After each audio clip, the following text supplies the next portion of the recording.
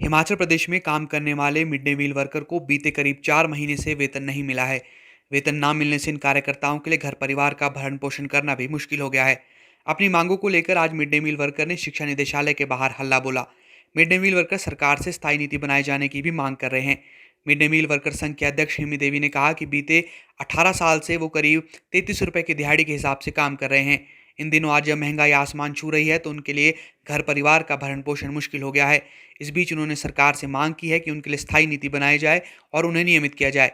इसके अलावा mid day meal worker सरकार से मांग कर रहे हैं कि एमटीएस की भर्ती में मिड डे मील वर्कर को वरीयता दी जाए।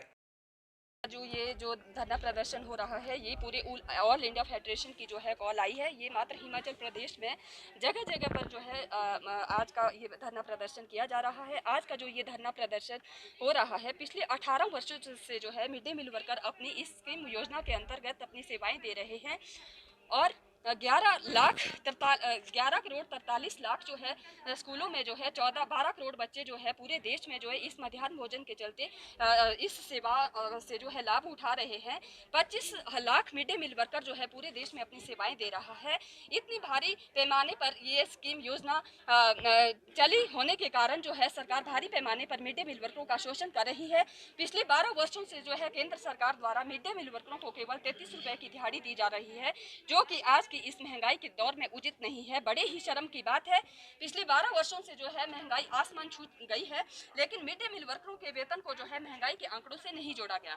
दूसरा, हम सरकार से कहना चाहते हैं कि मिड डे मील वर्कर को जो है न्यूनतम वेतन कम से कम 9,000 रुपए मिलना चाहिए। और हम सरकार से कहना चाहते हैं कि पिछले 3-4 महीनों से जो है अभी तक मिड डे मील वर्करों को जो है मात्र 2600 का वेतन नहीं दिया गया है। बार बार हमारा अनुरोध करने पर भी मिड डे मील वर्करों को सभी जगह पर जो है वेतन नहीं दिया जाता है।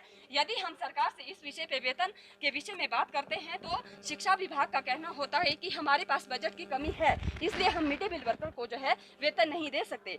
पर हमने बार बार कहा है कि आपके पास अन्य सरकारी वर्कर को जो है देने के लिए हजारों में लाखों में 1 या 2 तारीख को, महीने की 1 या 2 तारीख को देने के लिए आपके पास पैसा है, लेकिन मिड डे मील वर्कर की जब बात आती है तो 2300 रुपए के लिए, 2600 रुपए के लिए सरकार के पास खजाना खाली हो जाता है, जो कि बिल्कुल। मिड डे मील वर्कर हिमी देवी ने कहा कि हिमाचल प्रदेश उच्च न्यायालय ने साल 2019 में प्रदेश सरकार को मिड डे मील वर्कर को 10 महीने की तनख्वाह ना देकर पूरे 12 महीने की तनख्वाह देने की बात कही थी, लेकिन अब तक 12 महीने की तनख्वाह नहीं मिल रही है।